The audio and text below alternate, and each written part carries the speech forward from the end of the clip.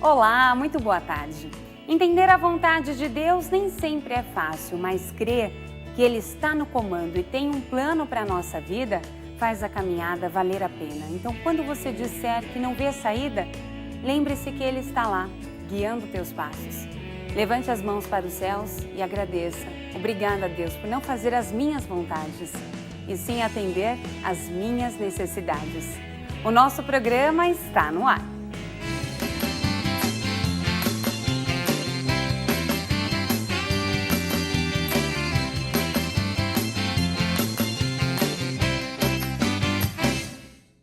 E as pragas urbanas compreendem os insetos e pequenos animais que habitam as cidades e causam graves doenças. Para entender melhor sobre este tema, convidamos o biólogo Glaston Costa. Vamos falar de prevenção e controle de pragas urbanas. Depois é hora de bater um papo com o Master Training, Master Coach William Ferraz. Ele trouxe várias dicas pra gente não deixar que o medo atrapalhe nossa vida. Bora aprender a se libertar desse sentimento que não te faz bem. Tudo isso e muito mais para você daqui a pouquinho. E lembre-se que você pode também acompanhar em tempo real toda a programação da Hit TV através do nosso canal do YouTube e assistir às representações dos seus programas favoritos. É só se inscrever no canal da Hit TV. Veja como é fácil. Perdeu seu programa favorito? Agora você pode escolher a que horas quer assistir os conteúdos da Hit. Acesse o YouTube e se inscreva. Canal Hit TV. A TV que faz a diferença cada vez mais perto de você. E todos os dias você encontra também novidades, sabe onde? No Instagram da TV Hit. Já conhece o nosso perfil? Ainda não? Veja só. Quer saber em primeira mão as novidades do seu programa favorito? Então fique de olho no nosso Instagram. Agora, além de assistir os programas pelo YouTube, você confere tudo o que vai rolar na nossa programação.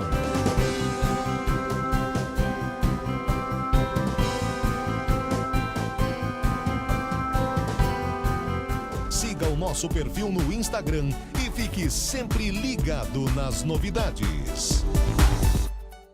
E chegou a hora de falar com ele, dar aquele giro pelo mundo com o nosso querido João Rutti. Tudo bem, João? Muito boa tarde. Boa tarde, Jéssica Nunes. Boa tarde mesmo. Joinha para você, joinha para todo mundo que está assistindo a gente. É o giro de número 399. A gente vai dar uma chegadinha, sabe onde? Na Rússia. O que é que está acontecendo na Rússia? Vou te dizer, muita coisa, viu? Hoje, por exemplo, a gente vai falar sobre panquecas. Na Rússia está acontecendo o Festival de Panquecas. Tem panqueca para tudo quanto é gosto. Vamos ver. Maslenitsa é originalmente um feriado onde as pessoas aproveitam para saborear panquecas de todos os tipos. Em Moscou, milhares de pessoas se reuniram para celebrar, brincar na neve e comer panquecas no Parque Kolomenskoye. Conhecidas como blinis, são tradicionalmente entregues a amigos e familiares durante toda a semana e são cobertas com caviar, cogumelos, geleia, creme azedo ou manteiga. É servida quente, arredondada levemente e torradinha. A panqueca faz referência ao sol e ao mitraísmo. Muito bem, o giro segue seu roteiro e vai até o México. Por lá, os falcões estão sendo usados para proteger os pássaros de prata. Longe do embarque de passageiros, das filas ou da alfândega, Madison cumpre uma tarefa fundamental no aeroporto da Cidade do México. O falcão peregrino se mantém ao lado da pista para afugentar qualquer ave que ameace decolagens no terminal aéreo mais movimentado da América Latina. Podem conviver as aves com os aviões porque pode haver colisões. As aves e os aviões não podem conviver porque há colisões. Os pássaros também podem ser sugados por alguma turbina. A mecânica e a segurança das aeronaves podem ser afetadas pelo choque com as aves. Madison e outros falcões da espécie repetem o mesmo ritual por 365 dias por ano. Os veterinários colocaram um localizador no falcão para poder rastreá-lo caso o animal se afaste. O método de afugentar pássaros é mais eficaz do que a caça com aves de rapina utilizada até 2014. Além de evitar o risco de colisões, a técnica impede que o falcão devore presas e fique sem interesse no trabalho. Muito bem, o Giro 399 termina com os cuidadores de cães mais incríveis de todos os tempos. Eles são tão bons que não precisam colocar os cães na coleira. Esses cuidadores de cães rodam constantemente em uma área central da capital do México. O que torna essa prática diferente é que muitos de seus clientes caninos obedecem seus guias. Os preceitos de adestramento básicos de comportamento são ensinados em uma atmosfera divertida e animada. Com mais de 20 milhões de pessoas que vivem na capital e área metropolitana da Cidade do México, os cuidadores de cães quebram um galhão quando os donos de animais precisam deles. Muito bem, da Cidade do México, a gente volta aqui para o Estúdio 3 do Giro pelo Mundo. Jéssica Nunes, eu tenho 2 recadinhos, pode ser? Claro, João, o programa é seu, fica à vontade. É meu programa? É, com certeza, o programa é nosso. Ah, então eu pensei que fosse o nosso programa. Muito obrigado, você é muito gentil, viu? Olha, o recado vai para o Johnny Nastri, está fazendo aniversário hoje, parabéns, Johnny Nastri. E para a cidade de São Paulo, a cidade é Sebastianópolis do Sul. E quem nasce em Sebastianópolis do Sul, Jéssica Nunes, é o quê? Sebastianópolis do Sul? É Sebastianópolis do Sul, só isso. Só isso, né? Esse nome simples. Alguém quer me soprar aí no estúdio? Não Alguém? sei, é um silêncio absoluto nessa hora. Sebastianopolicense do Sul. Não, é difícil. Ah, errei? É difícil, é difícil. Vamos lá, quem nasce em Sebastianópolis do Sul é sebastianopolense. Repita comigo. Nopolense. Sebastianopolense. Isso. Aprendi mais uma. Gente, João Ruth é cultura, gente. Eu também aprendi mais uma. Olha, Jéssica Nunes, eu volto amanhã, se o pai assim permitir, porque o senhor é bom, viu? Ele é muito bom. Obrigada, viu, João? Agradeço suas informações. E agora o nosso programa vai falar sobre outro assunto, prevenção e controle de pragas urbanas. E o nosso biólogo já está aqui com a gente para conversar sobre esse assunto, o Gladson Costa. Muito boa tarde, seja bem-vindo ao nosso programa. Boa tarde, Jéssica. Eu agradeço a oportunidade de estar conversando com os telespectadores. Mais uma oportunidade de estar trazendo informações interessantes sobre a questão dessas ditas pragas urbanas, não é? Para que a população possa ter aí a condição de participar na questão do controle desses animais sinantrópicos que muitas vezes representam riscos para a saúde das pessoas. É verdade isso, por isso que a gente quer sua participação também. Se você tiver alguma dúvida, quiser compartilhar sua experiência com a gente, por favor, nos envie através do Facebook, que você já conhece, facebook.com/nossopgm, facebook.com/nossopgm. Tem também o meu Instagram, se você quiser, pode escrever para mim, que eu passo também para o nosso biólogo, @JessicaNunes_6, @JessicaNunes_6. Se você preferir, pode ligar e participar ao vivo com a gente através do telefone 0 operadora 11 3337 5886. 3337 5886. Esse é o telefone para você conversar com a gente. Gladys, vamos lá. Quais são as pragas urbanas mais comuns? Eu tenho ideia de algumas, mas tenho minhas dúvidas. Existe uma quantidade expressiva das ditas pragas urbanas, não é? Mas assim, é que as pessoas mais se lembram, mais reclamam, é dos pombos, os ratos, as baratas, as moscas e os mosquitos. Vou dar até uma mosquinha aqui para participar. Barata, eu acho que tem muita gente que reclama bem mais, né? Que pombo, reclama bastante, é um animal que está bastante presente no ambiente urbano, na casa das pessoas, vindo da rede de esgoto e realmente causa bastante incômodo. E, de certa forma, também, por estarem no esgoto e adentrarem a casa das pessoas, acabam trazendo um certo risco para a saúde, uma vez que, ao passar em água suja, em água de esgoto, elas acabam trazendo para o interior da cozinha, não é? Pode chegar a trazer para os alimentos algum tipo de micro-organismo que eventualmente possa, então, contaminar as pessoas. Verdade. Tem alguma praga urbana que é considerada a mais perigosa? Olha, é bastante relativo, não é? Dentre esses animais, que eu prefiro chamar de sinantrópicos, que são animais que se acostumaram a conviver junto ao homem, a despeito da vontade do homem, não é? Tem muitos que são venenosos, que acabam inoculando veneno nas pessoas, caso de escorpiões, aranhas, E tem alguns outros que são vetores de doenças, como o mosquito da dengue, né, o Aedes aegypti, os ratos, por exemplo, roedores urbanos, que podem, de certa forma, serem vetores da leptospirose, que é uma doença que causa bastante morte, é bastante severa. Existe alguma época do ano em que essas doenças que a gente está falando agora, ou essas pragas, elas são mais comuns? Geralmente, todos esses bichos, na época de primavera, verão, eles acabam sendo mais comuns e a presença deles acontece de forma mais intensa junto à população, não é? É um período onde, primeiro, é o período de reprodução desses animais, também é um período onde há um aumento muito grande de chuvas, não é? E, por vezes, a água das chuvas pode desalojar esses animais dos abrigos. Então, eles acabam procurando abrigo na residência das pessoas ou próximo às pessoas, nos quintais. Então, isso que faz com que eles se proliferem tão rápido quanto? Exatamente, não é? Na época da primavera, do verão, maior oferta de alimento, maior intensidade de luz, época de reprodução e também a questão do desalojamento devido à própria água das chuvas, né? E o caso dos mosquitos também, que são animais que têm o ciclo de vida deles iniciando em água, e maior presença de água, maior possibilidade de proliferação de mosquitos, inclusive devido ao aumento de temperatura nesse período do ano. Perfeito. Gladys, eu fiquei impressionada com as coisas que você trouxe pra gente. Tem como mostrar de pertinho essa mesa, gente? Olha o tamanho desses escorpiões. Esse daqui grandão é de mentirinha, né? Não existe escorpião desse tamanho, não.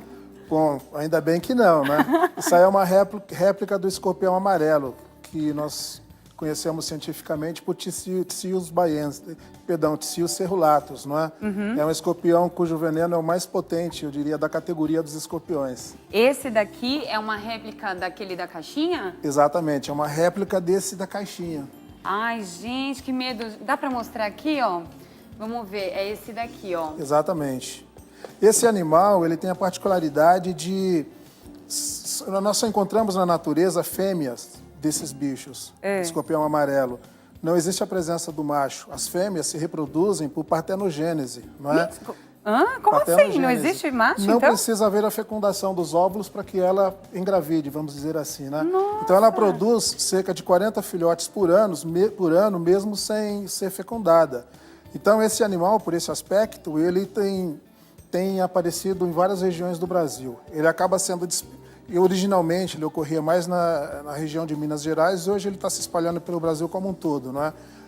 Dispersão passiva. De repente, um transporte de materiais no caminhão, alguma coisa, ele acaba indo para outra região. Uma única fêmea, um único exemplar desse bicho, né, num ambiente onde ele encontra condições para sua proliferação, ele vai proliferar mesmo sem ser fecundado e vai colonizar aquela área. Então, está havendo um aumento substancial desse tipo de escorpião em várias regiões do Brasil. É verdade, eu lembro até mesmo aqui em São Paulo, né, Gladys? A gente teve uma época que ouviu falar muito nessa proliferação. Estava tendo muito ataque de escorpião. Sem dúvida, né? Não só em São Paulo, mas é uma realidade para o Brasil como um todo. Para que você tenha uma ideia, não é? Em 2010, nós tínhamos algo em torno de 50 mil acidentes com escorpiões no Brasil. Em 2016 para 2017, já eram 91.500 casos de acidentes com escorpiões.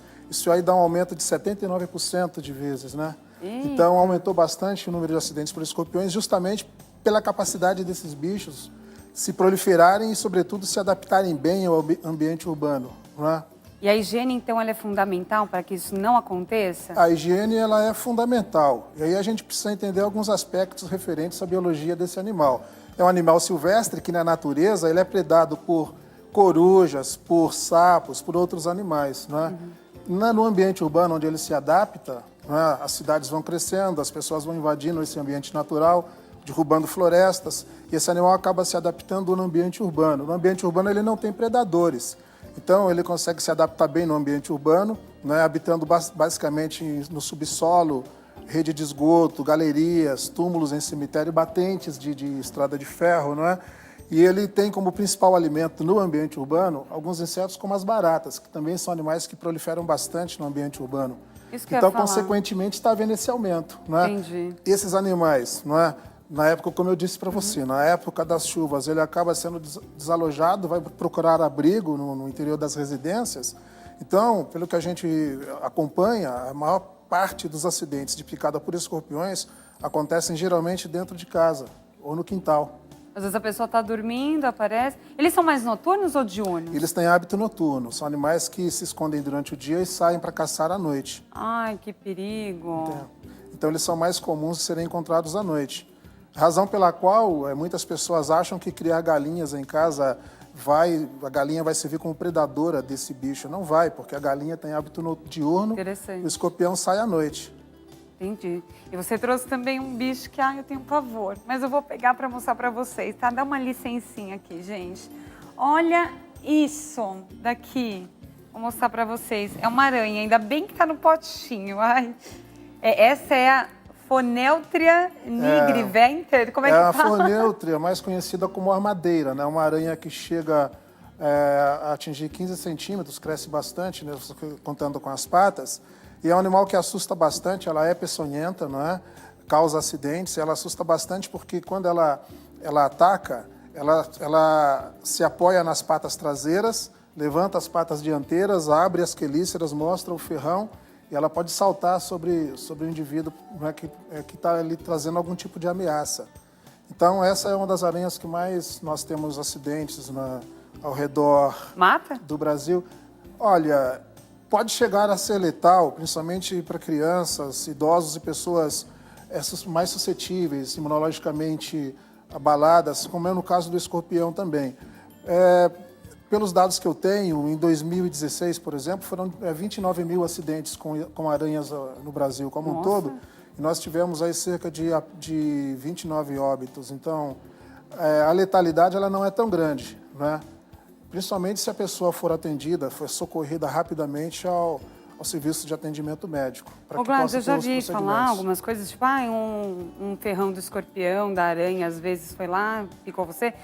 Tem muita gente que faz assim, quer chupar o veneno. Isso tá certo? Isso vai ajudar? Não, está completamente errado. O único procedimento que deve ser feito no caso de acidente desse tipo é lavar com água e sabão de forma bastante abundante e procurar o serviço médico mais próximo da residência o mais rápido possível. Perfeito. E essa outra pequenininha aqui? É Loxosceles gaúcho? É assim mesmo? Loxosceles, aranha marrom. Ela é pequenininha, tem no máximo 5 centímetros, muito fragilzinha, não é? E os acidentes com ela, muitas vezes, a pessoa nem percebe. E são acidentes que ocorrem geralmente quando a pessoa vai colocar roupa, vai manipular a cortina, por exemplo, ela acaba comprimindo esse animal contra o corpo e ela é picada. Só que nem sempre a pessoa percebe essa picada. Diferentemente da armadeira, que a picada é um tanto quanto dolorosa, a picada da aranha marrom, às vezes, não é percebida no momento. A pessoa só vai perceber que houve esse acidente tempos depois, porque aparece no local um inchaço e uma vermelhidão, né? E aí, então, ela pode perceber que houve esse acidente, então tem que procurar o serviço médico. Quais os cuidados que a gente deve fazer para evitar esse tipo de acidente, então, dentro de casa? Em relação a todos esses animais sinantrópicos ou essas pragas urbanas, o que é mais importante de ser feito é justamente o que a gente chama de manejo ambiental. As pessoas precisam tomar um cuidado assim, bastante intenso em relação a manter a residência limpa, livre de restos de comida, de lixo lixo orgânico. Fora de casa, por exemplo? O lixo deve ser acondicionado em recipientes corretos, o lixo precisa ser disposto para que o lixeiro possa pegar no momento correto, deve-se evitar entulhos no quintal, manter o quintal sempre capinado, sem mato, enfim, não é? Rachaduras na parede têm que ser eliminadas porque pode servir de abrigos para esses animais. Então, o essencial a ser feito é realmente a pessoa cuidar bem do local onde ela mora, para evitar a instalação desses animais. Perfeito. E a gente está falando sobre lixo, chegou uma perguntinha aqui, então eu vou pedir para colocar na nossa tela, por favor. Vamos ver quem está participando com a gente. A Fernanda Freitas, de Ribeirão Preto, São Paulo. Ela faz o seguinte comentário: moro em condomínio. O acúmulo de lixo, além de criar mau cheiro, causa infestação de bichos. O que pode ser feito? Ela mora em condomínio e está tendo esse problema de acúmulo de lixo. Tem que ver quem é o síndico do condomínio lá e cobrar ele pela boa limpeza e manutenção do local em condições sanitárias ideais, não é? Porque se está acontecendo acúmulo de lixo, fatalmente isso vai atrair moscas, baratas e eventualmente outros animais indesejados, né? Então, Tem que fazer a limpeza disso. Tem que fazer uma limpeza, não pode deixar acumular. Sim. Boa ideia, fala com o síndico, é a melhor solução, porque isso não está certo. E é verdade também que as baratas, falando em lixo, sujeira, as baratas, elas são seres bem resistentes e se adaptam muito fácil a diferentes ambientes. Por que isso acontece? As baratas vêm num processo de evolução há dezenas de milhares de anos, próximo ao homem, sobretudo em ambiente urbano, se alimentam dos restos de comida, gordura e açúcares deixados pelo homem e conseguem se adaptar bem, não é, a periplaneta americana, que é a barata de esgoto, nas redes de esgoto, onde elas proliferam bastante e saem, às vezes, não é, e acabam chegando na cozinha da casa, da padaria, enfim. E elas são perigosas porque trazem no seu corpo alguns micro-organismos que podem, de certa forma, contaminar, né, os alimentos. Então, nesse aspecto, elas acabam servindo como vetores mecânicos de doenças. E a melhor patógenas. forma mesmo de matar elas é através do inseticida? Olha, eu diria para você que para qualquer tipo de bicho, de praga urbana ou sinantrópicos, né, a aplicação de controle químico, a aplicação de inseticida deve ser a última coisa a ser pensada. Porque acaba sendo paliativo você aplicar veneno ou inseticida para controlar qualquer praga se você não subtrair daquele ambiente as condições que estão permitindo a proliferação desse bicho. Então, o interessante é que se faça o que a gente chama de manejo integrado. Primeiro, manejo ambiental, subtração daquele local, daquele espaço, de quê? Dos abrigos, né? Cuidar bem de toda a estrutura do imóvel, eliminar frestas, eliminar inservíveis, entulho, manter a boa limpeza, né? Então, eliminar os abrigos, eliminar a fonte de alimento para esses animais, o resto de comida, o correto acondicionamento de alimento na cozinha em recipientes fechados, não é? Que são as principais medidas a serem adotadas. A gente fala que para cuidar bem, para controlar bem essa questão das pragas, é necessário aplicar os 4 As. Eliminar o abrigo, eliminar a água, eliminar o alimento. Boa. Né? O governo ele tem um papel fundamental nesse quesito, quando a gente fala em si de controle de pragas urbanas? O governo ele tem um papel fundamental nessa questão, no sentido de estar analisando as tendências, né, epidemiológicas, de você estar tendo um certo tipo de doença ou casos de envenenamento proveniente de animais, observar o que está acontecendo, quais são as tendências e operar nessas tendências, né? E, sobretudo, orientar a população no sentido de qual o papel correto da população em relação a isso. Né? Isso seria o principal aspecto. Nas áreas públicas, o governo, é lógico, ele precisa fazer a lição, que é manter o ambiente também bem cuidado e não propiciar tanto a proliferação desses bichos. Né? Agora, de certa forma, por exemplo, no município de São Paulo, o Código Sanitário Municipal, ele diz que é dever do proprietário, do morador, manter aquela residência, aquele imóvel, em condições tais que não propicie a proliferação de pragas, que representem risco à saúde das pessoas. Então, eu diria para você que o bom controle dessa situação não é uma questão de governo, é uma questão da sociedade como um todo. Boa, isso mesmo. No caso dos pombos, o mais perigoso em si é realmente a presença ou são as fezes que eles acabam soltando? O que é mais perigoso no pombo? Os pombos nós podemos analisá-los sobre 2 aspectos aí, né? Em relação à questão à saúde, né? Onde ocorre o acúmulo de fezes de pombos, sobretudo em locais confinados, longe da luz solar e com uma certa umidade, o acúmulo dessas fezes ela acaba propiciando a proliferação de alguns fungos, criptococos, histoplasmas, que são fungos capazes de causar meningite ou pneumonia, não é? Então, são perigosos por esse aspecto. Também, do ponto de vista econômico, as fezes, né, a proliferação desses pombos, as fezes são ácidas e podem acabar causando prejuízos para estruturas metálicas, estruturas, né, monumentos históricos. O excesso de penas, por exemplo, nas calhas, os ninhos também podem causar entupimento e causar algum prejuízo para a edificação. Então, eles são perigosos, são problemáticos também.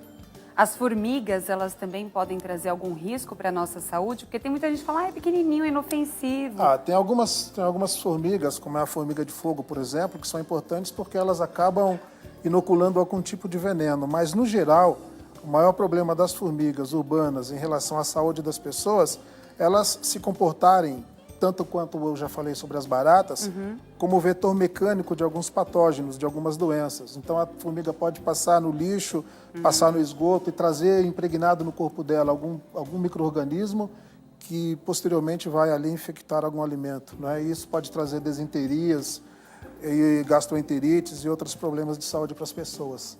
Perfeito. Gladys, chegou participação, mais uma pelo telefone, o pessoal já escreveu para a gente. Então, eu vou pedir para colocar na tela, por favor, nossa participação. É o Carlos César, lá de Curitiba, Paraná. Existem produtos naturais que podem conter as pragas? Olha, que podem conter, que pode, de certa forma, afugentar, e eu desde criança já convivi um pouco com isso, a minha avó já utilizava, que é óleo de citronela, cravo da Índia. Esses produtos têm aromas que, por vezes, afugentam a presença desses animais, mas não é suficiente para conter, não. Perfeito. Então vamos para a nossa próxima participação aqui. A gente já deu uma resposta, vamos ver a outra, o que vem por aí. A Luciana Cotaca, de Campinas, São Paulo. É verdade que siriris, aqueles insetos que sobrevoam em dias de calor, são cupins? Sim, eu nem sabia que era siriri. Sim, siriri, bitu e tem outros nomes populares também. De fato, são cupins. No período de reprodução, eles saem do ninho em revoada para colonizar novas áreas. E aí nós temos uma diversidade muito grande de cupins, inclusive alguns que são importantes de ocorrência urbana, que podem causar problemas em edificações e imóveis, né, mobílias. Sim, são cupins. Como que a gente pode fazer para... Qual a melhor maneira de combater, então, essa infestação de cupins? Porque um cupim nunca anda sozinho, né? Se vem de monte também. Se você tem, por exemplo, o cupim de solo instalado numa edificação, numa residência, é importante analisar como é que esse cupim está se comportando, por onde ele está se espalhando naquela edificação, para fazer o controle. Aí, neste caso, o controle é feito com veneno, não tem outra forma. Tem que ser aplicado por um profissional especializado nesta área, né, o controle químico, a aplicação de veneno para controlar esse bicho na edificação. E tem outros que ocorrem também em madeira seca, mesmo procedimento. Tem que ser analisado como é que esse bicho está se comportando ali naquela mobília ou naquele conjunto de mobílias. Às vezes a pessoa tem um jardim, né, ela começa a perceber que já está levantando um montinho. A partir daí já tem que avisar, então, um detetizador, por exemplo. Um profissional especializado na área para fazer análise de qual procedimento deve ser adotado ali. Nem sempre a aplicação de veneno vai ser necessária, às vezes não. Boa. Às vezes pode ser um cupim que não representa risco para edificação, para madeira, etc. Né? E no caso das traças, como que elas aparecem? As traças são pequenos bichinhos, né? São pequenos leptópteros que, na sua fase de larva, elas produzem um pequeno casulo. E por onde elas caminham, elas acabam carregando esse casulo. No caso, existem traças que atacam tecido, roupa, e existem traças que atacam papel, como livro, né? E elas se alimentam desse material. Por exemplo, a traça que ataca tecido, ela se alimenta de resto de pele, cabelo e mesmo a gordura da pele que fica impregnada no tecido, elas acabam atacando isso. Então, por esse aspecto, já podemos dizer o seguinte: você não deve jamais guardar roupa sem ela antes ter sido lavada, devidamente lavada e passada. Porque você vai estar dando ali um banquete para as traças que eventualmente estejam instaladas ali. Gente. Agora, também não é um bicho que você vai ter uma grande eficácia na aplicação de veneno, não. O ideal, quando você tem um ambiente com traças, é que você faça uma limpeza vigorosa, principalmente utilizando aspirador de pó, remover mobília, remover livros, fazer uma aspiração muito forte de frestas, enfim, com regularidade, para procurar eliminar esses animais daquele ambiente. Agora tem ai, meu Deus, me dá até vertigem, rato. Os ratos. Gente, como eu odeio quando estou passando na rua e vejo um ratinho correndo assim, me dá um negócio ruim. Como que a gente pode combater os ratos também? Então, tanto quanto eu falei a respeito anteriormente para os demais bichos, a questão do manejo ambiental é a melhor medida a ser adotada. Não é? O bom manejo da questão do lixo, de sobras de alimento, a manutenção do imóvel, da residência em condições adequadas, sem presença de entulho. E assim, se você está num local onde esses animais costumam aparecer, é interessante você evitar que eles adentrem a residência. E aí essa dica serve para outros também, como aranhas e escorpiões, por exemplo. Às vezes, você colocar aquelas cobrinhas de areia na soleira da porta durante a noite. Boa dica. Você colocar anteparos, sacos de areia sobre os ralos, por onde eventualmente esses bichos possam adentrar a residência, são medidas mecânicas interessantes de serem adotadas, não é? Então, o manejo ambiental ele é essencial para você ter... Nossa, vou ter que fazer umas mudanças lá em casa, hein, Gladys? Exatamente. Eu nunca pensei nisso e realmente é muito mais fácil. Pois é, telas nas janelas vai evitar a entrada, né, de aranhas, de escorpiões, de mosquitos. Então, tem algumas dicas que são essenciais de serem adotadas na residência. A última coisa a pensar é a aplicação de veneno. Até porque isso pode prejudicar também a própria saúde da pessoa ou até mesmo dos bichinhos de estimação, né? Pode contaminar, inclusive, o ambiente e, às vezes, contaminar outros animais que não são alvo daquela ação. Então, É verdade. E quando se utilizar a aplicação de algum tipo de inseticida, é essencial que isso possa ser feito por um profissional especializado na área, porque ele vai saber como fazer de forma adequada. Perfeito. Né? Gladys, chegou mais pergunta, então vamos colocar na tela a nossa participação. Pode colocar, por favor. É a Juliane Cristina, lá de Vitória, Espírito Santo. Gostaria de saber se posso colocar veneno para matar os pombos. A gente está falando dos cuidados aqui dos venenos também. Muito embora os pombos eles se comportem como animais sinantrópicos, eles, de certa forma, são protegidos pela legislação de proteção à fauna, né? Boa. Muito embora os pombos, o Columbia livia, que é esse pombo que ocorre na cidade, ele não é da fauna silvestre brasileira, são provenientes da Europa, do Mediterrâneo, e se adaptaram bem ao ambiente urbano.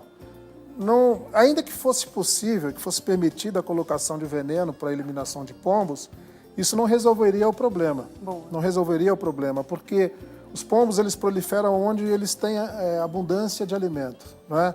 Então é muito comum nas cidades a presença de certa quantidade de lixo mal acondicionado pelas próprias pessoas. Verdade. E é mais comum ainda a presença daquelas pessoas que ficam nas praças alimentando os pombos. Pãozinho, não é? verdade. Isso aí faz com que haja uma proliferação excessiva.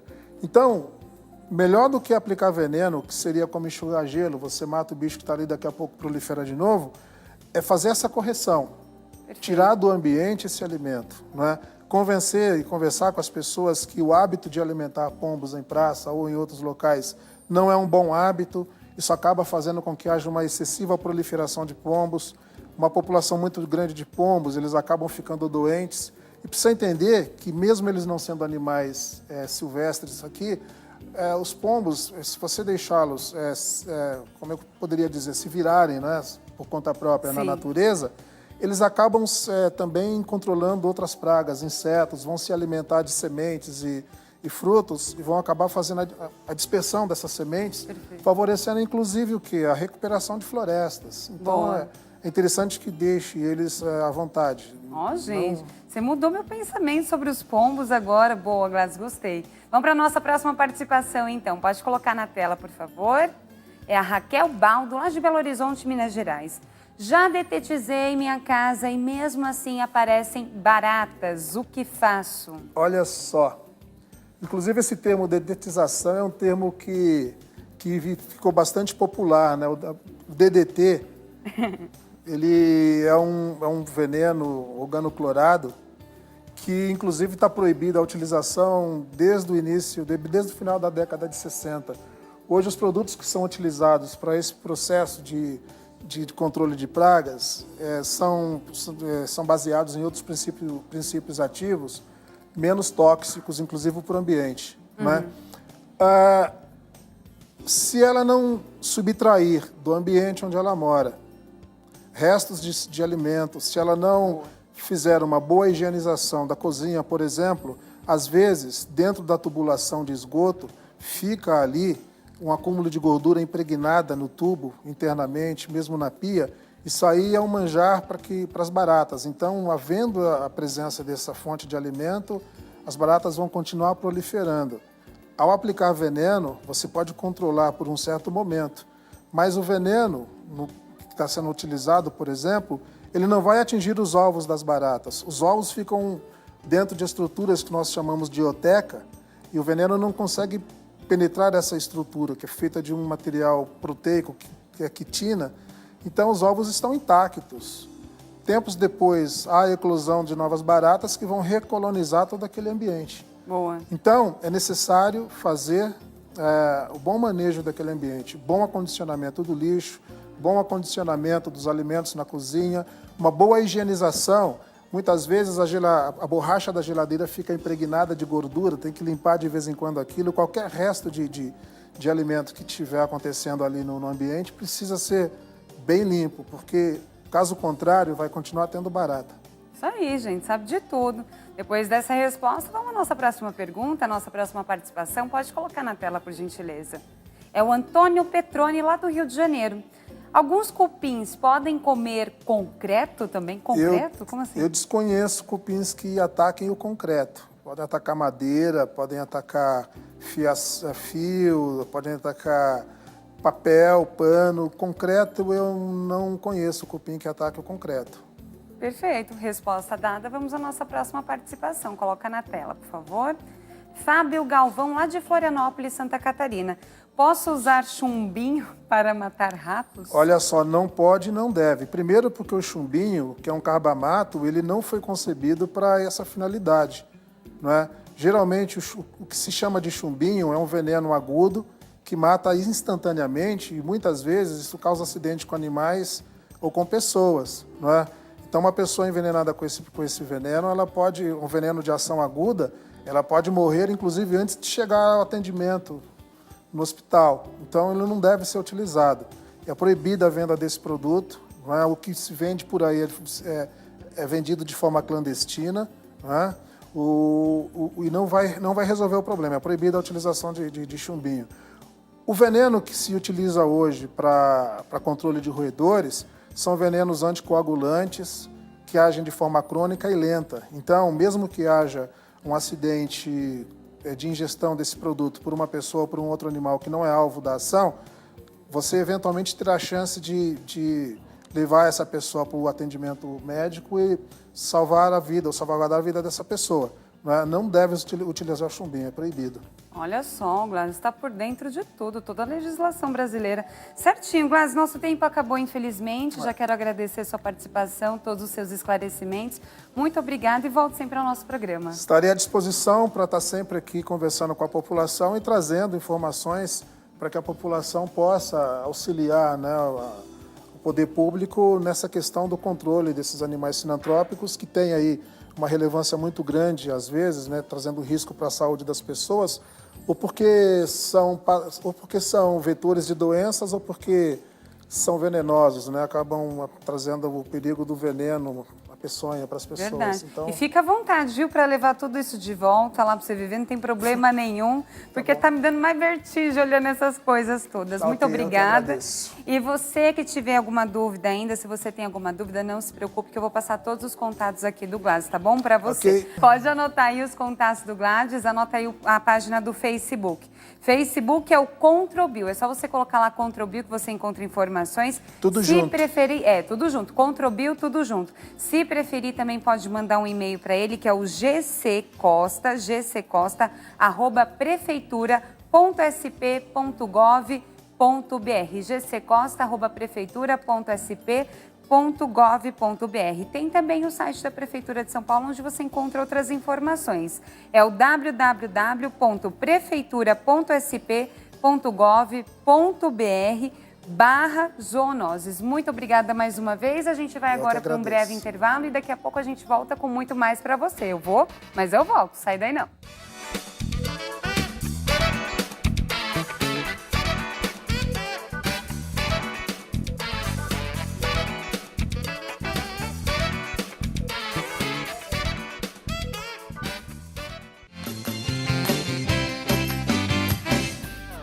Falei que era rapidinho, nosso programa já está de volta e vamos agora direto para as ruas de São Paulo. Tem link? Pode rodar a vinheta.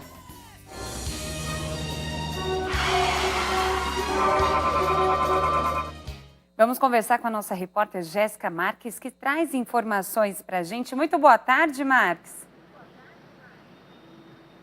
Olá, Jéssica, muito boa tarde a todos que estão assistindo ao nosso programa hoje. E é isso mesmo, o Link Direto das Ruas vem com informação e com informação do tema de hoje, que é sobre medo, viu? Nós temos uma notícia do The Washington Post, que divulgou uma pesquisa realizada pela Universidade Chapman. Essa universidade fez uma pesquisa em que divulgou quais são os maiores medos dos americanos, o que aflige eles. Nós temos um ranking agora com os 7 maiores medos e receios destes americanos. Vamos começar pelo 7º lugar. Em 7º lugar está o medo do escuro. Em 6º lugar, o medo de voar, seja de avião ou de helicóptero. Em 5º lugar, o medo de permanecer em locais fechados. Em 4º lugar está o receio e medo de ver sangue. Em 3º lugar, o medo de animais peçonhentos, como aranhas, cobras, os animais, como vocês estavam falando no primeiro bloco, de pragas urbanas também, né? Em 2º lugar, as pessoas têm medo de altura. Em 1º lugar, com mais de 25% dos americanos, eles têm medo de falar em público. E olha, nessa pesquisa, de 20 pessoas, uma apresenta pelo menos um destes medos. Jéssica, voltamos com você no estúdio. Boa, Marcos, muito obrigada, viu? Agradeço suas informações. Isso tem tudo a ver com o nosso tema de agora, porque a gente está aqui com o Master Training, o Master Coach. Olha que chique, gente, cada denominação, hein? O William Ferraz já está aqui com a gente e a gente vai falar um pouquinho sobre esse assunto, porque eu sei que você trouxe várias dicas para a gente, para não deixar o medo atrapalhar a nossa vida. Primeiramente, muito boa tarde e seja bem-vindo. Boa tarde, obrigado pelo convite. É um prazer poder falar de um tema tão importante, tão interessante quanto de medo e ainda mais com uma ferramenta tão poderosa que é a programação neurolinguística. É verdade, por isso que a gente quer sua participação também. Se você tiver alguma dúvida, quiser fazer alguma pergunta, participar com a gente, compartilhando a sua experiência, é muito fácil. Escreva para a gente através do Facebook, facebook.com/nossopgm, facebook.com/nossopgm. Tem também o meu Instagram, você pode escrever para mim, mandar uma mensagem, que eu passo para o William também, o nosso especialista no assunto. É só escrever lá, @JessicaNunes_6, @JessicaNunes_6, ou então você pode ligar e participar ao vivo com a gente. Ou falar então com a nossa produção, deixar sua pergunta. O telefone é o 0 operadora 11 3337 5886. Para começar, só para a gente entender um pouquinho, o que seria essa função do Master Training, o Master Coach, que eu achei muito chique? Tá. Master Trainer é a pessoa que trabalha, no caso, com programação neurolinguística, mas no intuito de treinamento. Eu posso fazer um atendimento, uma terapia com PNL, fazer um atendimento em coaching ou trabalhar com treinamentos, que eu trabalho com uma massa, um número grande de pessoas. E hoje a minha especialidade, eu sou coach também, mas a minha especialidade é trabalhar com treinamentos, principalmente treinamentos de alto impacto, treinamentos que trabalham uma quantidade muito grande de emoções, principalmente inteligência emocional, em um curto espaço de tempo. Nossa, quero você para minha vida então, gente. Gostei, que chique. Sim. E a gente pode dizer, William, que o medo é realmente o maior inimigo dos sonhos? Sim, pode-se dizer. Existem muitas pessoas que têm, muitas vezes ela até planejou o sonho dela, ela tem, claro, que ela transformou em metas, mas tem o medo como um bloqueio que impede ela de alcançar esses sonhos. Então pode ser, é uma verdade isso. E a gente pode entender também o medo como um sentimento de insegurança em relação a uma pessoa, a um objeto, a uma situação em si? Sim, insegurança, ela vem do medo. Insegurança, esses receios, eles acabam surgindo a partir da emoção medo. A emoção medo é a emoção primária que acabam desencadeando, acabam criando essas outras sensações, esses sentimentos, como a insegurança, ansiedade também. Então, primeiro eu sinto medo, depois vem a ansiedade, a preocupação, a insegurança. A ansiedade, ela é uma forma do medo, quando ela é colocado em relação ao futuro. Então, eu estou preocupado, eu estou com medo com relação a algo que vai acontecer daqui para frente, que vai acontecer no futuro. Isso me gera uma ansiedade. Então, o medo ele pode ter muitos significados? Pode, muitos. Quais são eles os principais? Eu vou até falar um significado positivo, que é as pessoas quando falam de emoções, elas já veem direto os significados negativos. Tem um significado que é muito positivo, um dos principais significados do medo é a proteção. Boa. O medo, é importante que as pessoas saibam que antes de qualquer coisa, o medo está ali para proteger. Você não entra numa jaula com um leão, por quê? Por medo. E esse medo está no intuito do quê? De te proteger. Boa, Proteger é a sua vida, salvar. A gente acabou de ver vários animais aqui. As pessoas têm medo desses animais, de aranha, de escorpião. Principalmente porque ou elas aprenderam esse medo dos pais, da mãe, mas também o medo está ali no intuito de proteger. Eu não vou me aproximar, eu não vou colocar a mão. Não vou instinto de defesa, É um né? instinto de defesa e proteção. Gostei, Então então ele tem o uma medo pode intenção ser- positiva muito boa, o medo. Boa, boa. E o medo também pode abranger várias intensidades, por exemplo, porque pode ser uma coisa bem comum, mas pode ser alguma coisa relacionada até alguma doença mais grave, um trauma. Sim. Existem várias intensidades do medo. Ele pode ser um pequeno receio que gera uma certa excitação, uma preocupação, que tem um monte de intenções positivas. Eu acabo me planejando mais, me preparando mais. Se eu vou dar uma aula e eu tenho um pouco de medo daquela apresentação em público, de dar uma aula, isso daí ele acaba me ajudando a me preparar mais o conteúdo, estudar.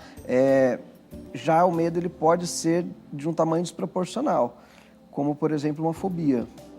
Falando em fobia, fobia é um medo com um tamanho totalmente desproporcional. Perfeito. Assim, é fora de lógica. Uma pessoa ela pode estar dentro, até uma fobia bem comum, bem tradicional, a fobia de barata. Ai, Como pode, né? Um bichinho tão pequenininho despertar um medo tão grande Ai, em que ele é tantas pessoas. nojento, ele é muito rápido também, é barata, ai, é um animal horrível. É complicado ele. O medo, então, ele pode ser considerado algo muito pessoal? Por exemplo, você tem medo de barata? Não, Eu tenho medo de barata. A gente pode dizer que é pessoal ou não? Existe também o medo coletivo? é pessoal. Existem alguns medos coletivos, porém o elemento medo ele é algo muito pessoal. Assim como você falou, você pode ter medo de barata, eu não. Eu posso ter medo de falar em público, você não. Outra pessoa pode ter um medo diferente. Então, assim, ele é diferente para cada um e a intensidade também. E a forma de lidar com esse medo também pode ser singular, também pode ser diferente para cada um. Por exemplo, os sintomas, eles podem aparecer de um jeito para mim e para você de outro? Como, por exemplo? Uma pessoa está com medo, ela pode de repente começar a sentir um suor nas mãos, pode começar a transpirar, mas não afetar tanto a respiração. Outra pessoa pode ter isso daí na respiração, começar a ficar com a respiração presa, falta ar. Então são alguns sintomas que podem vir de formas diferentes para as pessoas, para cada um. E o medo, ele sempre está ligado a alguma coisa que vai acontecer a um futuro próximo ou não? Não necessariamente. Eu posso ter medo de algo que vai acontecer, mas também pode existir aquele medo momentâneo. Um susto, por exemplo, às vezes no momento de susto eu posso nem pensar no que vai acontecer, mas ele foi um momento totalmente ali, pá, aconteceu algo, eu me assustei e entrei num estado de medo por causa daquele susto. Um bom passo assim, para a gente vencer então o medo pode ser a compreensão dele, o porquê de estar sentindo aquilo, a essência real? A compreensão, ela tem um poder muito grande de contra o medo, né? De combater o medo, entender o porquê que ele está ali, qual é a intenção positiva. Às vezes só de entender que ele tem essa intenção positiva que a gente acabou de falar, de proteção, de ajudar a se planejar, de ajudar a preparar melhor as coisas, só de entender essa intenção positiva, às vezes, para muitas pessoas já torna aquele medo melhor de se conviver e automaticamente ele deixa de ser um problema tão grande, vai diminuindo o tamanho. Perfeito. O tamanho que a gente coloca para esse medo, ele às vezes ele precisa ser tratado, ele precisa ser cuidado. Perfeito. E muitas vezes é a gente que diminui ele. É quando verdade, eu né? dou menos significado, quando eu dou menos atenção, quando eu entendo uma intenção positiva, eu estou diminuindo aquele significado e aquele medo que antes era um monstro, de repente vai se tornando um medo menor e que não afeta difícil, tanto. você sabe que é difícil, né? Para quem sente medos, assim, às vezes insuportáveis, você conseguir realmente sair desse gigante, colocar ele bem pequenininho é complicado. Mas é importante a gente falar que tem jeito, né? Sim. Não é em si uma cura, mas faz parte de um tratamento em si. Então dá para você ir atrás. Por exemplo, tem algumas técnicas que você utiliza para as pessoas que têm medo de falar em público? O que você falaria? Tem. Existem, a programação neurolinguística, ela tem aí um arsenal bastante grande de técnicas e práticas para trabalhar com as emoções, inclusive o medo. Existe uma técnica, por exemplo, na PNL que chama cura rápida de fobia. É uma técnica que ela demora aí aproximadamente uns 15 minutos para acontecer. E ela é tão poderosa que ela tem o poder lá de transformar uma fobia em algo que a pessoa consegue deixar de ter aquele medo. Até mesmo para um caso como uma barata, que é esse que a gente falou. A pessoa vê uma barata e, de repente, ela já é capaz de se jogar da janela para não ficar no mesmo ambiente que a barata. O medo pode ser tão grande que a pessoa faz coisas totalmente irracionais. Ainda bem ela que eu está não tô andando pela nesse rua, nível. ela se joga na frente dos carros porque viu um bicho, porque viu um pequeno animal ali que despertou um gatilho de fobia. Então, isso daí pode sim ser tratado. A PNL ela tem ferramentas poderosas para aprender PNL que chama? Programação Neurolinguística. Programação neurolinguística. Isso. A programação neurolinguística ela tem técnicas, ferramentas muito poderosas para trabalhar em um curto espaço de tempo com emoções como essa do medo, por exemplo, da Quanto fobia. tempo, mais ou menos? Para curar uma fobia? Isso. Com a PNL, uma fobia clássica, eu vou dizer, você vai se assustar. Ai, socorro, o quê? Aproximadamente 15 minutos. Ah, não, mentira. Sim. 15? Pensei que você ia falar umas 3 sessões, pelo menos, 15 minutos. Aproximadamente 15 minutos. A PNL, ela usa a ferramenta, a própria forma que o cérebro sabe de aprender para poder reprogramar. O próprio nome diz, né? Programação neurolinguística. É como você programar o cérebro através dessa linguagem, a comunicação de como eu vejo o mundo e como eu crio o mundo internamente. Quanto tempo uma pessoa demora para aprender a ter uma fobia? Ai, não sei, às vezes eu tenho a sensação que a gente já nasce com isso até. Ou às vezes acontece alguma coisa, não sei, no dia dela, que aquilo assustou Então. e ela levou pra vida. Às vezes na infância, por exemplo. Sim, às vezes um evento que aconteceu na infância dela foi o suficiente para que ela aprendesse uma fobia, por exemplo. Aprendesse e desenvolvesse um quadro de uma fobia, que é um medo totalmente sem proporções de algo. Isso daí foi aprendido em quanto tempo? Em segundos. Se o meu cérebro tem a habilidade de aprender uma fobia em segundos, por que eu demoraria anos para poder desaprender? Interessante. Faz sentido, não faz? Faz sentido. Então, nesse caso que você citou também de falar em público, é possível? Sim, tem técnicas para poder trabalhar, criar novos significados para que a pessoa possa falar em público. Mas algumas vezes tem que ser tratado de forma parcial, porque também tem pessoas e pessoas. Por exemplo, uma pessoa que sente muito medo de falar em público, você dá uma técnica, por exemplo, entre você e ela, tenta se apresentar para mim.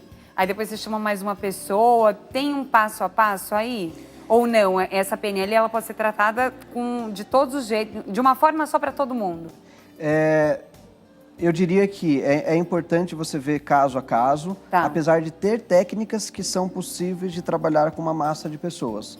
Se eu tiver com um grupo estou dando um treinamento de oratória, um treinamento de falar em público, e eu tenho 30 alunos na sala, 20 alunos na sala, eu posso fazer alguma técnica de programação neurolinguística com eles, das quais todos participem ao mesmo tempo, simultaneamente. Cada um da sua forma, cada um com o seu medo e com a sua intensidade do medo, com o seu significado. E no final, chegarmos a um resultado positivo para todos. Algumas formas de medo, quando é um medo, quando ele envolve um trauma, algo um pouco mais forte, eu diria que é importante fazer um trabalho individualizado com aquela pessoa, mas também não significa que o trabalho em conjunto, coletivo, não resolva. Entendi. Mas como é que funciona? É tipo uma reprogramação que vocês fazem? A gente tem que ficar repetindo, por exemplo, alguns mantras. Como é que funciona isso? Não precisa, até porque assim, se a gente fosse aprender, desenvolver alguma fórmula, uma receitinha para poder fazer quando eu estou com raiva, quando eu estou com medo. Ah, você tem receita? Provavelmente seria o que não vai funcionar. Ah, tá, entendi. Imagina só, se a gente está falando de medo, tem uma receitinha, quando você sente medo, você faz isso. Aí na hora que você sente medo, o medo é tão grande que você lembra de qualquer coisa, menos de fazer a receitinha. É verdade. Tem uma receita aqui para você lidar com a raiva, aí na hora que você sente raiva, faz qualquer coisa, menos lembrar daquele passo a passo. Verdade. Então a ideia é criar, mudar como eu vejo as coisas, como eu crio as imagens dentro da minha mente. qual é a imagem que eu estou criando dentro da minha mente? Uma barata de 3 metros de altura e gigante, assim, que vai me comer. Uma pessoa que tem uma fobia de barata, se você perguntar para ela qual é o tamanho da barata, ela vai passar uma descrição muito parecida com essa. Olha. É assim, é um monstro com umas antenas assim medonhas, gigantes, e ela olha para mim, ela aponta para mim e ela fala, eu vou pegar você. Então Aí a nossa você cabeça cria tudo reconstrói isso. Sim. Tipo, não, ela não é deste tamanho, ela é menor, aí você vai conversando. Então é como se fosse uma base psicológica aí, né? É. Você mexe totalmente com o psico da pessoa. A base da fobia é a distorção. Então, eu ativo um gatilho, que pode ser visual, no caso, eu vi uma baratinha andando ali. Na hora de processar essa informação, eu criei um registro aqui, comuniquei ela para o meu cérebro de um tamanho gigante. Só que a barata não é daquele tamanho, ela é daquele tamanho. Se eu corrigir essa distorção que acontece, para que quando eu vejo a barata, eu transfira para minha mente, para o meu cérebro, uma imagem de uma barata pequena, eu não tenho por que ter medo. Eu não tenho por que, meu corpo não vai reagir, a minha aceleração não vai mudar, o meu coração não vai disparar, não vou começar a suar, não vai ter uma descarga grande de adrenalina. Por quê? Porque eu simplesmente estou vendo uma baratinha desse tamanho. Perfeito. Qualquer um, se vê uma barata, se vê uma imagem de um monstro, vai entrar num estado de fuga. É verdade. Você vai ficar desesperado. Viu, faz o seguinte, ó, a gente vai ter que ir por intervalo agora. Eu fiquei sabendo que já chegaram algumas perguntas, o pessoal já vai redigir pra gente. Tem aqui também pergunta que eu já vi meu celular vibrando. Então a gente vai pro intervalo e quando a gente voltar, a gente coloca a participação das pessoas. E também tem série hoje, a série Libertos pela Fé, contra o crack, viu? Então você não sai daí não que a gente vai, mas a gente volta, é rapidinho.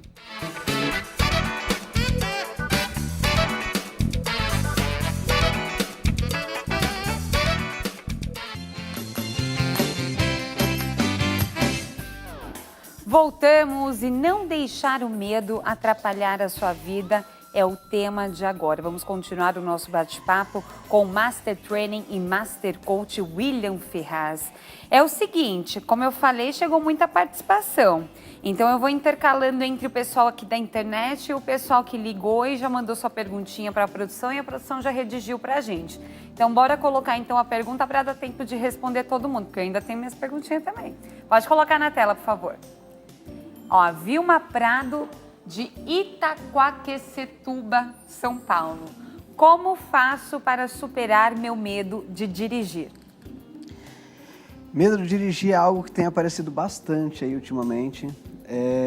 Existem sim técnicas para trabalhar medo de dirigir. Dentre elas, dentro do processo de superar o medo de dirigir, envolve um trabalho com um especialista, que pode ser, no caso, PNL, e o trabalho em campo também. Não é uma técnica que você vai fazer apenas uma vez, porque ele vai, a partir do momento que eu faço a técnica, você vai para o dia a dia, para a prática. Então entender um pouco mais sobre esse medo de dirigir e testar ele na prática, pegar o carro e entender se sobrou alguma coisa, se falta alguma coisa ainda a ser ressignificado. A primeira coisa que eu diria para você tenta entender o porquê desse medo, o que ele está querendo te mostrar, o que ele está querendo te proteger, qual está sendo a função dele, qual é a intenção dele quando ele aparece. Comece a entender um pouco sobre esse medo, que aí você já vai ter um pequeno avanço. E depois diminuir o tamanho dele, pegar esse significado muito grande dele, diminuindo, dando menos significado para o medo, vai ter muito mais sentido, vai diminuir a reação que você tem com esse medo. Perfeito, eu acho que essa pode ser uma dica então para nossa outra telespectadora que mandou assim, Will. Olá, sou Elisângela Almeida, queria saber por que tenho esse medo de falar em público. Às vezes ela não entende, ela não se compreende com isso. Tá, legal. Falando novamente de falar em público, que é um tema que realmente muita gente tem medo. Mexe, né, com as pessoas. Está entre os 5 maiores medos, já de várias pesquisas feitas, já desde 70 anos atrás até hoje, só cresce, só aumenta esse medo. Ele está normalmente entre os 5 maiores medos da população, o falar em público, porque ele está associado ao medo de não ser aceito, ao medo de não ser amado. Então, normalmente, tá, isso daí é caso a caso, mas normalmente o medo de falar em público ele está associado ao medo de não ser aceito. O que as pessoas vão pensar de mim? E se eu falar alguma coisa errada, as pessoas não vão gostar de mim, elas vão dar risada, se elas derem risada, se elas tirarem sarro de mim, significa que elas não me amam. Então, ele tem a ver com esse medo de rejeição. Uma dica para quem tem medo de falar em público cria uma imagem diferente na sua cabeça. Vale para o medo de dirigir também. Cria uma imagem diferente. Existe um ciclo, pensamento, sentimento, comportamento. Eu primeiro crio uma imagem, depois eu tenho uma sensação, um sentimento, e aí eu tenho uma reação, um comportamento. Quando eu crio uma imagem de eu indo falar em público, subindo no palco, indo à frente de uma sala, e essa imagem é uma imagem ruim, eu gero um sentimento ruim. Automaticamente o meu comportamento se torna um comportamento ali ruim, né? Um comportamento não legal. O meu coração vai acelerar, o meu estado fisiológico vai ficar bastante alterado. Então a dica é, cria uma imagem positiva. Cria uma imagem positiva de falar bem em público. Como que é uma imagem positiva? Uma imagem feliz. Eu na frente de uma sala, falando feliz, tranquilo, como se eu estivesse aqui sentado no sofá da minha casa. Carrega essa sensação de uma outra experiência que seja positiva. Empresta, pega emprestado. Qual é o sentimento de estar no sofá de casa assistindo TV? Pego essa sensação, empresto ela e imagino eu falando em público com essa sensação, com esse conforto, com essa imagem positiva, essa imagem colorida, essa imagem brilhante, boa. Essa imagem boa. O legal de ser um programa ao vivo é que a gente já tem a resposta direta. A Elis já está agradecendo aqui o que você está falando. Ela fala de Euclides da Cunha, Bahia. Espero que você tenha gostado, hein, Elisângela? Gostei da resposta também. Vamos colocar então agora a nossa participação por telefone, para não falar que eu estou privilegiando o pessoal da internet. Pode colocar na tela. É a Aparecida Freire, lá de Rio Claro, São Paulo. Minha mãe me passou medo de tomar remédios, até quando prescrito por um médico. O que devo fazer? Eita. Boa. Essa relação de mãe e filha é mais complicada, né? Os pais, eles têm um poder muito grande de transferir comportamentos, sentimentos, transferir inclusive medos, né? A gente fala capacidades, habilidades, mas medos também. Muitas vezes a pessoa ela aprende o medo com os pais. Eu nunca tive uma experiência ruim com aranha, com barata, com isso, mas eu aprendi, eu tenho esse medo. E quem tinha na sua casa? A minha mãe. Então eu era criança, eu via minha mãe gritando quando via uma barata, ou quando acontecia alguma coisa, e eu aprendi a ter esse medo. Gente, então medo se aprende. Com os pais. Interessante. Sim, aprende. Mas como que ela pode lidar com isso? Ela vai precisar, isso daí já se formou provavelmente numa crença, é uma crença. Ela acredita algo sobre tomar remédio. Então eu questionaria, o que você acredita sobre tomar remédio? E começa a questionar essa crença, questionar essa verdade que você criou. Eu aprendi com a minha mãe que tomar remédio é perigoso, por exemplo, é errado. Como eu posso? Quais são as perguntas que teriam o poder de bater de frente com essa crença para me fazer repensar sobre ela? Afinal de contas, remédio salva a vida, não salva? Sim. Remédio não tem um objetivo de trazer uma solução? Sim, verdade. Então, começar a pensar pensamentos como esse ajudam ela a diminuir o tamanho dessa crença, desse medo de tomar remédio. Perfeito. Boa resposta. E tem uma participação aqui da Arlete, que é aqui de São Paulo, da Zona Leste. Ela faz um comentário, ela está compartilhando a sua experiência com a gente. A Arlete deu boa tarde, Arlete. Boa tarde. Ela fala que tem pânico de cachorro e de lugar fechado, que ela achou muito interessante a técnica do PNL. Falei certo, PNL? Da PNL, né? Da Programação Neurolinguística. Isso pode ajudar ela, então, a perder esse pânico desse pânico de cachorro e de lugar fechado? Pode sim. No caso, a gente está falando de dois medos, né? Provavelmente, um medo que é o medo de lugar fechado e o medo de cachorro. O medo de lugar fechado, ele pode até se transformar numa fobia, que é a claustrofobia, né? Medo de lugar fechado. A pessoa se vê em um ambiente fechado, sem janelas, já começa a faltar ar, começa a passar mal. Um medo como uma claustrofobia, ele pode ter sido desenvolvido em algumas circunstâncias onde ela criou aquele medo e estava sem janela, ou se sentiu presa. se sentiu presa, se sentiu amarrada ou ficou de castigo quando criança. Isso daí criou esse gatilho de medo de lugar fechado. Então, é possível sim trabalhar medo, tanto medo de cachorro quanto medo de lugar fechado com a programação neurolinguística, e é algo rápido, simples de se fazer. A Arlete está perguntando aqui, eu fiquei curiosa também, ela tem razão. Eu quero saber mais ou menos quanto custa no mercado um profissional assim para ajudar a gente, nessas pessoas que têm medo, e se existe um profissional como você, por exemplo, também na saúde pública, hein, William? Tá. Na saúde pública eu não conheço, algum órgão, alguma entidade que faça esse tipo de trabalho de forma social. Lá no instituto onde eu faço parte, no Instituto IDEA, algumas vezes praticamente todos os meses nós temos sessões gratuitas de PNL aberto ao público. Olha, que bacana! Por quê? Nós temos grupos de formação em PNL, as pessoas que vão aprender a PNL. Eu quero me tornar um profissional de programação neurolinguística, um profissional de PNL ou até mesmo um coach. Então, existem alguns cursos de formação, formações internacionais, onde você vai aprender as habilidades para poder aplicar em outras pessoas. E no final do curso, os alunos já têm as habilidades, já sabem as técnicas, já praticaram e precisam praticar mais. Aí então existe o processo do estágio durante a formação de practitioner em PNL, né? Esse é o nome, practitioner em PNL, a pessoa que é praticante de PNL. Então no Instituto, por exemplo, a gente abre de forma gratuita para as pessoas virem ser atendidas pelos alunos. Bacana. Que acabaram de aprender, estão se formando. É uma forma deles praticarem, né? É verdade. É um estágio, né? Um estágio supervisionado. E eu vou passar daqui a pouquinho, tá? Os contatos para vocês. Então não se preocupe, porque tem gente já me pedindo aqui, eu vou passar daqui a pouquinho. Aguenta mais um pouco, porque agora chegou mais uma participação e eu vou pedir para colocar na tela, por favor.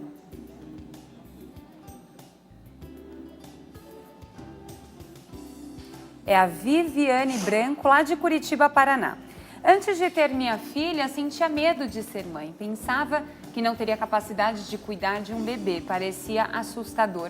Até que realmente fiquei grávida e descobri qualidades que nunca pensava em ter. Ah, bacana, né? Ela meio que superou. É legal, ela mostrou esse exemplo, mostra que existia um medo e quando ela passou por uma situação real, esse medo deixou de existir. Ela descobriu que ela tinha qualidades, que ela tinha algumas habilidades que antes, com medo, ela não conseguia imaginar. Então, foi superar o medo que fez com que ela descobrisse algumas habilidades, conseguisse enxergar um cenário positivo. Lembra que a gente falou que muitas vezes o medo, ele cria imagens negativas na nossa mente, no nosso cérebro? Então, quando eu tenho medo de uma situação, nesse caso, ter medo de ser mãe, todas as vezes que eu vou pensar em ser mãe, pensar em ser pai, gera uma imagem catastrófica ou uma imagem negativa. E isso impede que eu acesse estados de recurso, que eu pense coisas positivas. Quando eu crio uma imagem positiva, eu já consigo ter acesso a esses recursos, esses estados positivos. Então, no caso, o que aconteceu com você foi que você, após vivenciar, no caso, ser mãe, você descobriu ter habilidades que antes o medo te impedia de conhecer, de imaginar. Bacana, Will, bacana. E adivinha só, tem mais participação, então pode colocar na tela. Não sei se vai dar tempo de responder todo mundo, mas a gente vai tentar, viu? Pode colocar na tela, por favor, nossa próxima participação, que é da Sônia Lino, lá de Araçatuba. Sair da zona de conforto deve ser meu maior medo, pois sempre pensei em mudar de cidade e até mesmo de país, mas começar tudo do zero me preocupa. Tem que ter coragem também, né? Para vencer o medo tem que ter coragem. Sônia, faz muito sentido. Sair da zona de conforto, uma mudança, para muitas pessoas pode gerar medo. E esse medo, eu diria que ele é um medo positivo, tá? Ele vai fazer, com certeza, pensar, vai fazer você planejar melhor essa mudança, pensar tanto nos aspectos positivos quanto nos negativos, o que pode dar certo, o que pode dar errado. Então, esse medo, ele é um medo saudável, desde que ele não se torne um monstro. Então, entenda ele como algo positivo, dialoga com esse medo, conversa com ele, entenda um pouquinho melhor ele, que vocês vão conseguir, com certeza, se negociar aí, ter no caso, se tiver de mudar, que seja positivo, né? Verdade. William, tô amando a entrevista. tá arrasando nas perguntas, nas respostas, ou melhor dizendo, mas infelizmente nosso tempo acabou. Aqui, ó, tá bombando, gente, o celular. Tá chegando um monte de participação. Então, ou seja, você vai ter que voltar para continuar esse assunto com a gente. Porque deu para perceber que realmente o medo, ele ronda as pessoas, mas a gente fica feliz com a sua participação porque a gente vê que tudo tem esse um jeito. Basta a gente querer, ter vontade e ir atrás de um profissional adequado. Então, você que está aí curioso, anote, por favor, os contatos do William Ferraz, nosso Master Training e Master Coach. Eu vou dar primeiro para vocês o site, tá bom? Lá você encontra várias informações. O site é o www.institutoidea.com.br www.institutoidea.com.br. Tem o telefone de contato também, que é o 0 operadora 11 4949 444 4949 4444. E o Facebook é só você digitar lá Instituto Idea com H, Instituto Idea, que você encontra várias informações. Muito obrigada, agradeço demais sua participação e volte ao nosso programa assim que desejar. Obrigado você, é sempre muito bom poder compartilhar um pouco de informações tão pertinentes e práticas, né, úteis para o nosso dia a dia. Com muito certeza, obrigado. E que ajudam demais. Obrigada, viu, William? Obrigado. E você fica agora com o 4º episódio da série Libertos pela Fé. Confira. A cada cachimbo que é aceso, os melhores anos da vida viram fumaça. Não é apenas a saúde e o dinheiro. Aqui na Cracolândia, os viciados também deixam a juventude.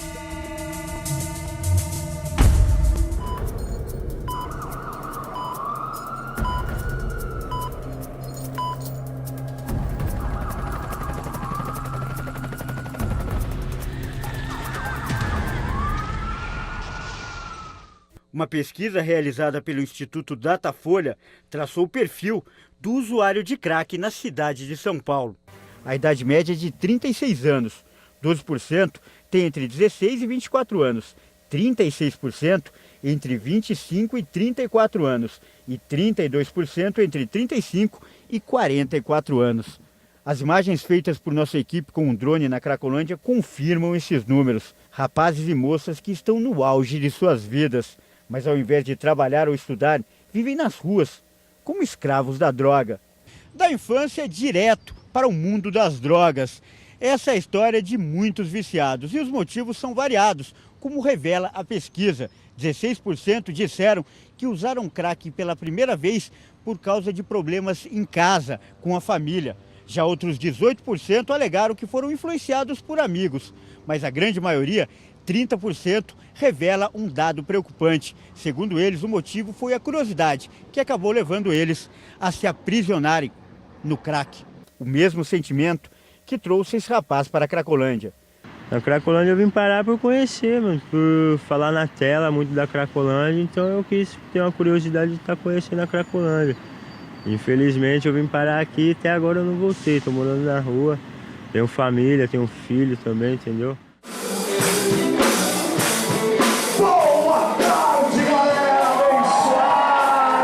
Para concorrer com a atração que as drogas exercem sobre os adolescentes, muitas igrejas têm adotado uma linguagem moderna. O pastor Gabriel Michelazzo, da Igreja Internacional da Graça de Deus, é um dos símbolos dessa nova geração de jovens cristãos. Bom, primeira dica.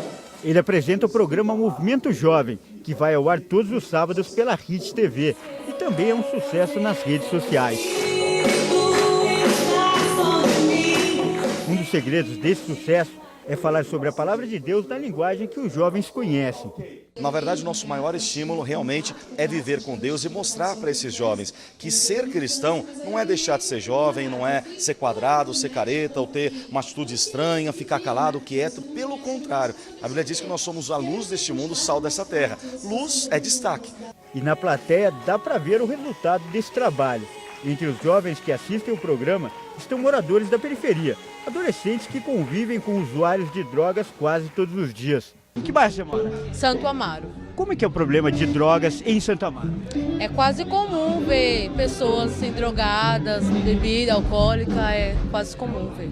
Você conhece muitas pessoas lá que usam drogas? Conheço bastante. O roteiro do programa é recheado de jogos, brincadeiras e músicas. Um estímulo para que essa seja lembrada sempre como a melhor fase da vida deles. nos mostra que a gente precisamos ter essa alegria e não precisamos de droga ou bebida, qualquer coisa assim, para ter, né, a alegria verdadeira e que está em Cristo. Então aqui é uma boa influência. É ótimo, influência. Meu cabelo é ruim, mas meu terno é de linho. Ele já foi sinônimo de rebeldia. Se eu tocar no seu radinho, chora até o fim, só pra rimar com win. Tinha dinheiro e fama, só não tinha felicidade. Se eu tocar no seu radinho. Eu passei minha vida toda usando droga, sabe? Isso me fez muito mal, foi uma parada que me fez muito mal. Eu sempre, por mais que eu tivesse tudo, eu não estava feliz. Rodolfo Abrantes era vocalista do Raimundos, uma das bandas de maior sucesso no país nos anos 90. Junto com a fama, ele virou mais um prisioneiro das drogas.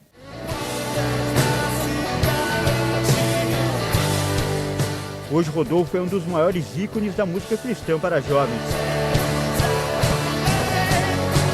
O trabalho ajuda na conversão de muitos adolescentes que também querem se libertar da escravidão das drogas. Nossa equipe acompanhou um show do cantor em uma igreja da cidade de Barueri, na Grande São Paulo.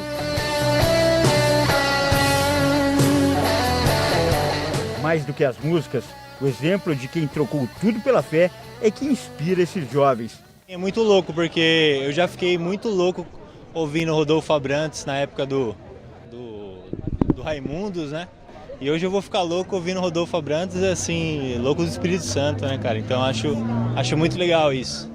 Depois do show, Rodolfo Abrantes concedeu uma entrevista exclusiva para a nossa equipe. Ele acredita que o trabalho da igreja é mais eficiente que qualquer outro na recuperação de viciados. Não adianta você simplesmente tirar a droga do cara e não resolver o problema que causou o abuso. E eu acho que a igreja ela vai direto na raiz. Jesus era assim. Jesus ele encontrou uma mulher na beira do poço de Samaria e a mulher achava que o problema dela era a água. Ela falou, me dá de beber dessa água para que eu não tenha mais sede. Ele disse, chama o teu marido e vem cá. Ou seja, ele encontrou a raiz do problema dela. Ele olha mais fundo dentro do nosso coração. E esse é o papel da igreja, fluir como o Senhor. Teu rosto sobre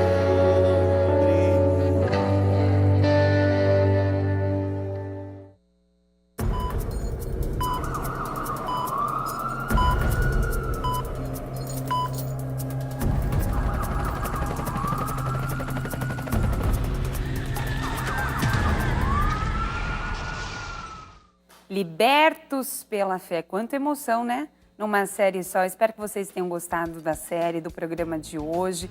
Muito obrigada por sua participação, por sua audiência. Eu vou deixar agora vocês muito bem acompanhados no Consulta ao Doutor da apresentadora Denise Luque. Muito obrigada, um beijo e fiquem com Deus.